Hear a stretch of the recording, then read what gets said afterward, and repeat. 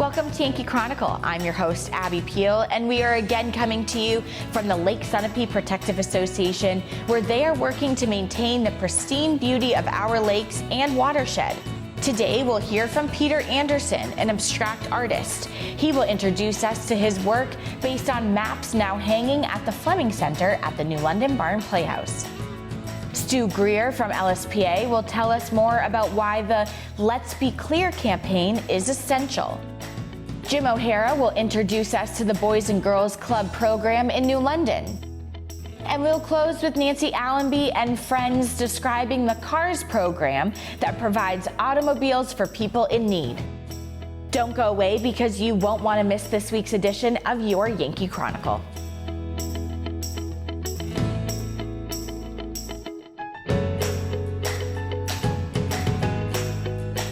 We are strong and we'll get through this together, but these are stressful times. Reach out to someone, connect with your friends, and know that you are not alone. Visit wearebroadcasters.com/hope, furnished by the National Association of Broadcasters and this station. This program is supported by Main Street Bookends of Warner for books, toys, games, cards, gifts, and a gallery of local art. Main Street Bookends of Warner.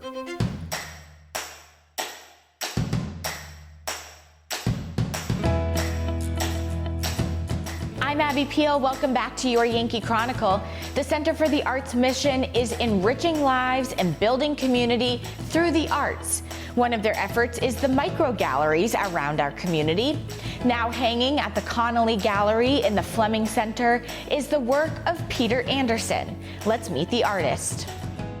So this show is 23 or 24 pieces of what I think of as maps, and they're really memories or abstractions of places that I have been in my life. And they also deal with ideas of looking at, because a map is a flat piece of paper usually, is looking at the landscape or the earth from above and looking at it down so it's flat. So all of these represent ideas or places that I've been as maps. Well, I grew up in New Mexico. I was born in Roswell, the famous Roswell, New Mexico. And as a kid with my father and my brothers, we would go to various places. Some of these are depicted here. The ruins, I mean, there's some in Colorado, there's Mesa Verde, there's the Aztec ruins in and around Aztec, New Mexico. And those were always very interesting to me to see the remnants of things, the big circles and where the towns had been. So that's kind of historically where I got doing this. I've been making art for 60 years. And I've always been interested in maps. In the last 2 years, an old buddy of mine gave me 43 topographical maps of New Hampshire that I said I've been carrying around for a long time. So I started thinking about maps and I started tracing maps and doing that. So that was the impetus for this show, that how can I represent things as maps, because some of them you think of a map as a guideline or something like that, but it could be construed to be many different things. One of the nice things about being an abstract artist as opposed to a representational artist is that things don't have to make sense necessarily. So the colors that I use a lot of pastels, but then I will sometimes switch and use very bright colors. But I try to, there's a tension that I'm kind of going after that's between the organic shapes, the kind of circles and lines and sweeping lines of rivers, and the geometric shapes that humans have imposed on the landscape. But I like to do that so there's a tension and a tension that I kind of offset by using real soft pastel colors. The colors are also the colors that I remember as being prevalent in New Mexico, because it's desert, particularly southern New Mexico, almost in Mexico. So that's where the palette comes from. But they're not trying to represent what you would see if you looked out the window. They kind of represent, to me, what I feel or remember what I saw when I looked out the window, because I don't go from anything as a reference. I just start the pictures, and I have different techniques that I've used. Some of these I put a tracing of a topographical map in the window of my studio, took a picture of it, and then took that picture into my iPad and used a program called Procreate, and then painted it in Procreate, and then printed it out on a large format printer, and sometimes painted over it again. So they never start out as being any place in particular, but then I'll look at them, and this I called Raton Pass. I don't know if you've ever been to New Mexico. It's on the border between Colorado and New Mexico. And if you go over it at the right time in the spring, it's green. If you go over it any other time, it looks like that. And this is, I had an uncle that lived in Clovis, New Mexico, which is absolutely flat. It's all the way east on the eastern side of the state. So there's really nothing there, but it just reminded me of if you look at it, just roads and intersections, and again, it was dusty. And then going down this way are the Indian ruins. That one, the one at the very end, is also like that. There's one down there you can't really see is I did a Franconia notch because it's someplace I've been. And then going up the stairs, so down here is really New Mexico and my youth. What I've done over the years, in addition to being an artist, I've been an international businessman, and I've traveled all over the world and lived in several places. So the show is at what's known as the Connolly Foyer, which is in the new section of the Barn Playhouse in New London, with the Fleming Center. And this is the entrance to it is through the back parking lot. And this show will be here until the end of April, and then there will be another show coming in. The gallery, which is donated by Jim and Jean Connolly of Center for the Arts, is for abstract artists. So it's all the artists that will be here are abstract artists. So it's here this show is here until the end of April. Thank you, Peter, and thanks for the explanation of your work. When we return, Stu Greer of the LSPA gives us some insight into the essential need to protect our water and waterways. But first, let's protect your Yankee Chronicle by acknowledging another one of our underwriters. Please stay with us.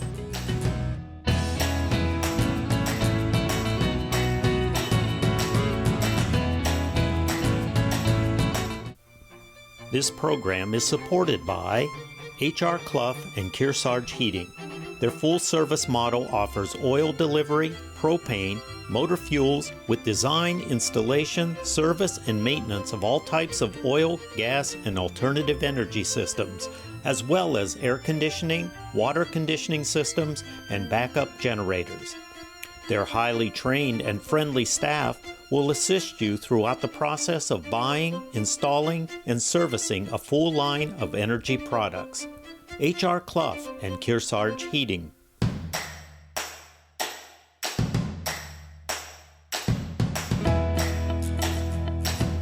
Welcome back to your Yankee Chronicle. I'm your host, Abby Peel. LSPA's mission is to see what our lakes and surrounding watersheds remain vibrant and environmentally sustainable.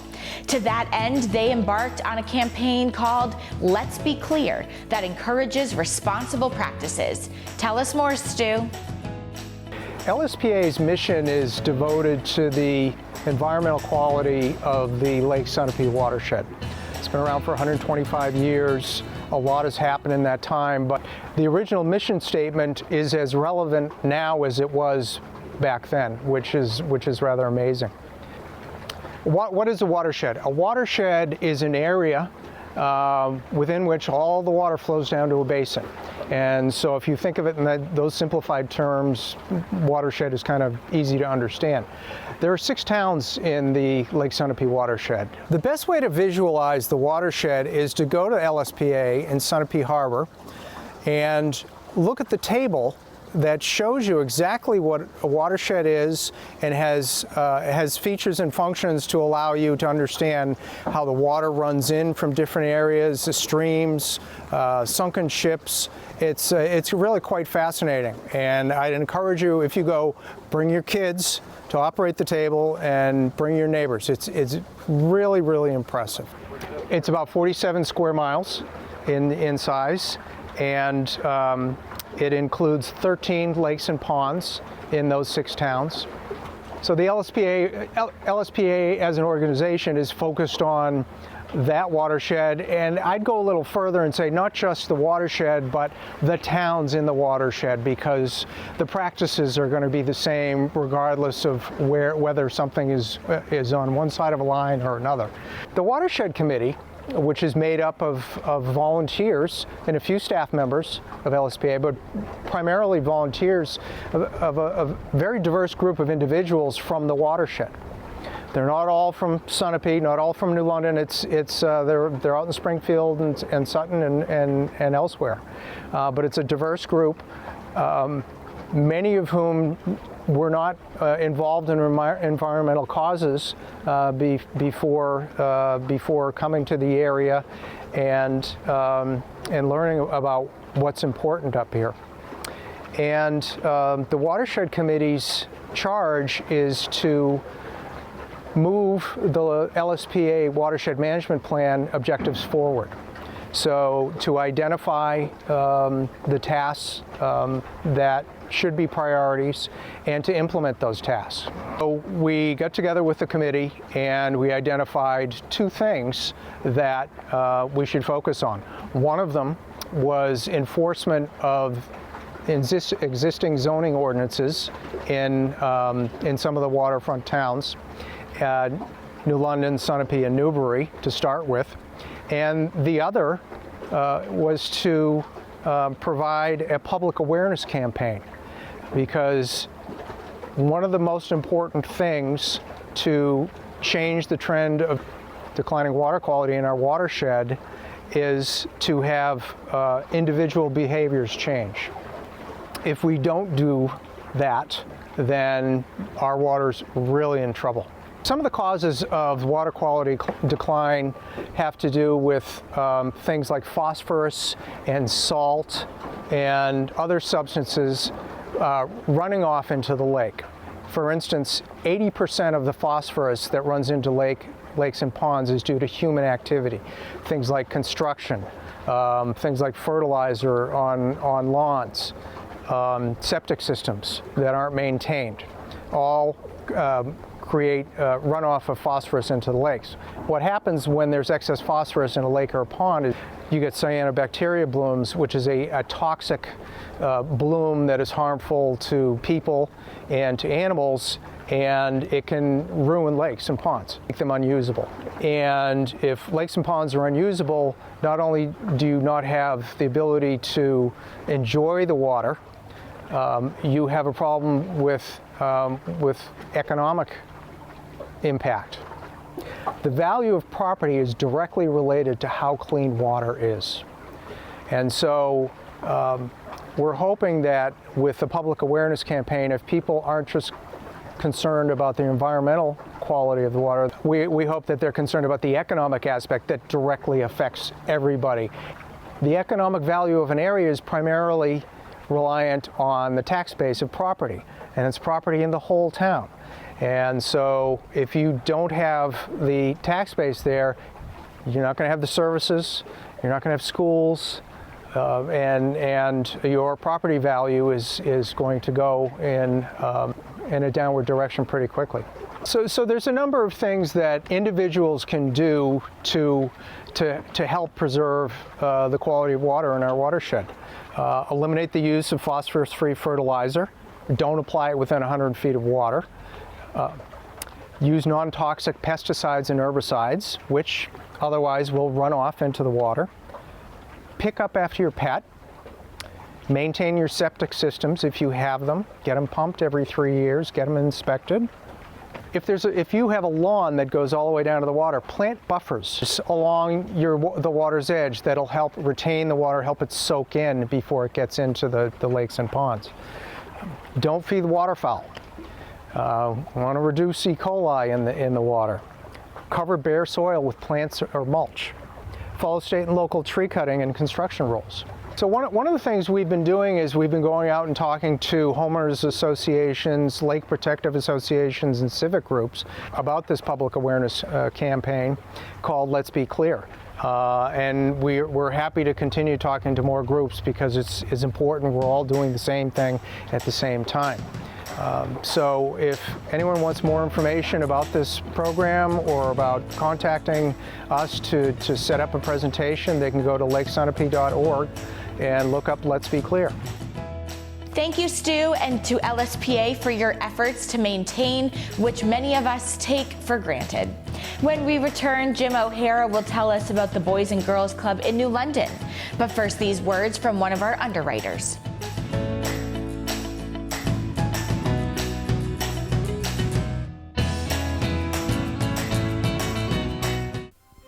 This program is supported by Echo Communications, a digitally integrated commercial printer and mailer located in New London, New Hampshire since 1997, with roots going back much further as the country press, AccuMail, and the home of the Kearsarge shopper. Echo Communications.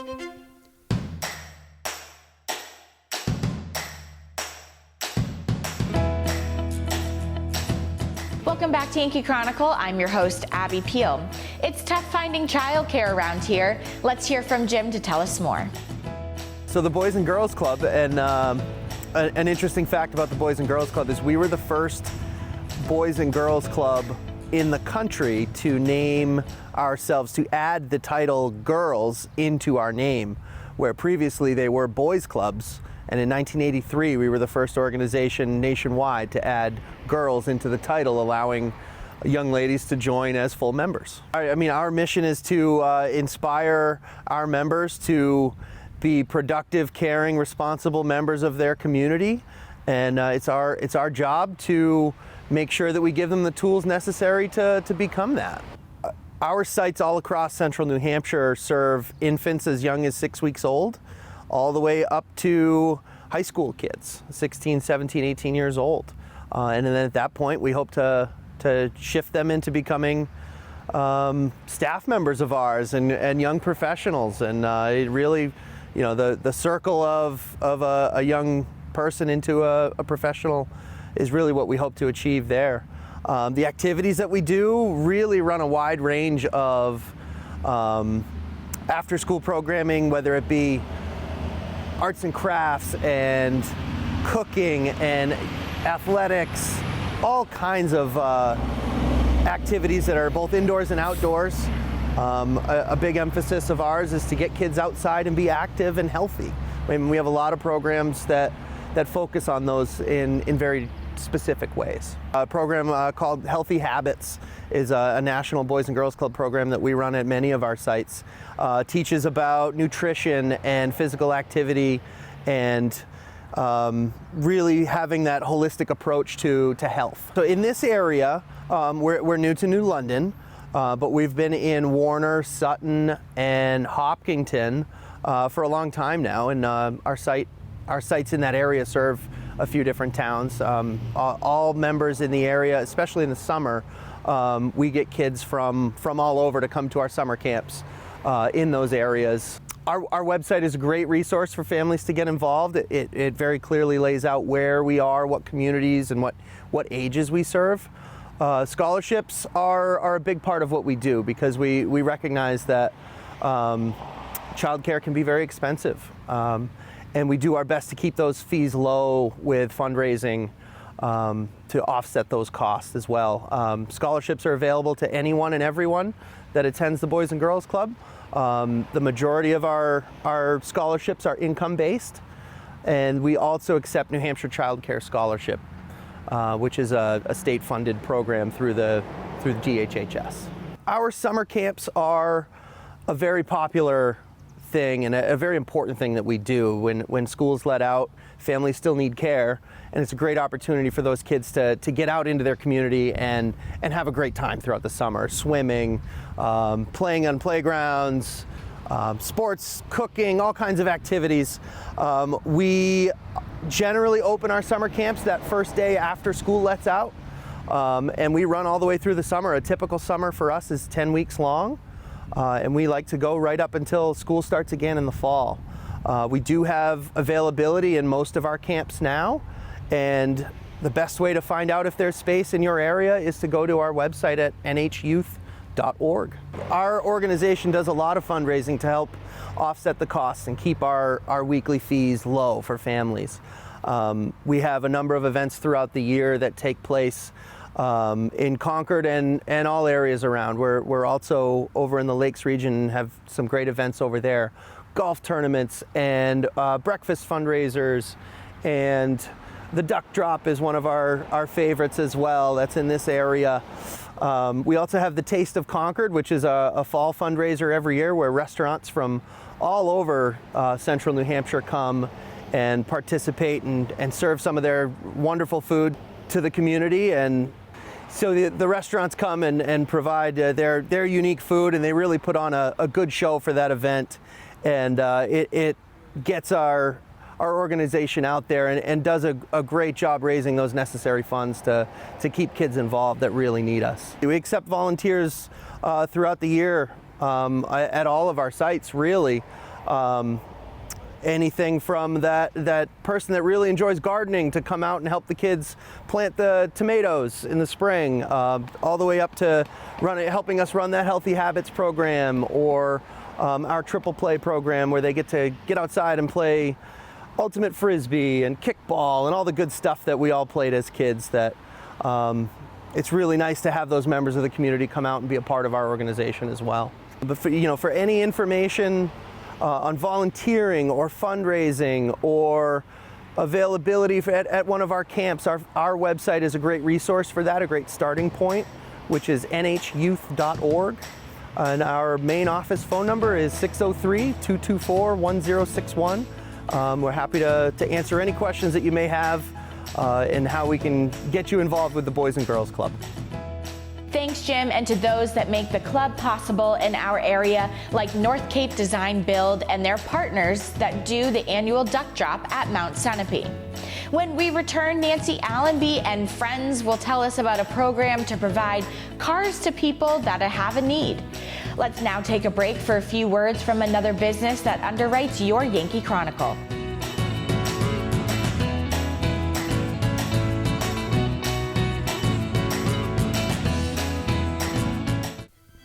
This program is supported by the Innertown Record, your weekly hometown community newspaper covering the Kearsarge Sunapee Sunshine region of New Hampshire. The Innertown Record.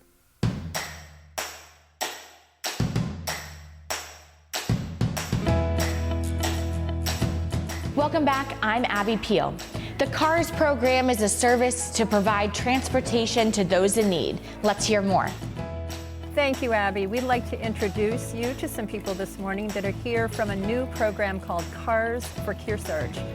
Here we have Terry Bingham from CREM, Kearsarge Regional Ecumenical Ministries, and we have Terry Matson from KNP, Kearsarge Neighborhood Partners.